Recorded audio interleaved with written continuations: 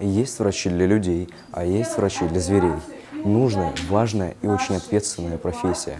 Понять, сможешь ли ты делать уколы коту или бинтовать медведя, сможешь без риска для жизни. В молодежном технопарке особенно многолюдно, ведь тут собрались будущие ветеринары. К этой теме разработчики шли долго. Конечно, ведь нужно создать программу, чтобы у ребят было ощущение работы в реальной ветеринарной клинике, и при этом ни одно живое существо не пострадало от рук неопытного доктора. Ева, расскажи, чему вас здесь научили? Нас научили, чтобы ухаживать за ежиком, как его лечить. У нашего ежика была опухлость в животе.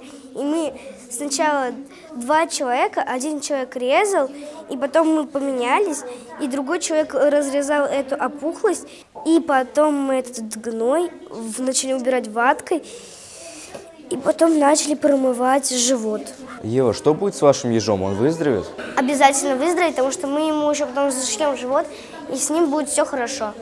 Первая станция. Заповедник острова Врангеля. Тут целая стая подбитых сов. Ребята возвращают птицам способность летать. Вторая станция. Приокско-террасный заповедник. Здесь в лечении нуждается совсем маленький пациент. Еж с подозрительным образованием в животике. Третья станция. Алтайский заповедник. Заглянуть в пасть медведю готов не каждый, но делать это необходимо, иначе зверь будет страдать от проблем с зубами. Ребята обследуют медвежью челюсть. Четвертая станция. Заповедник Утриш.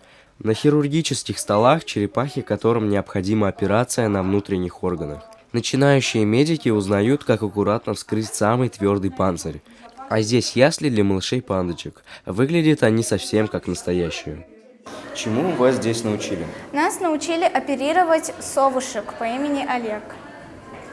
У них было сломано крыло, и мы его починили. Теперь совушка живет счастливой и здоровой.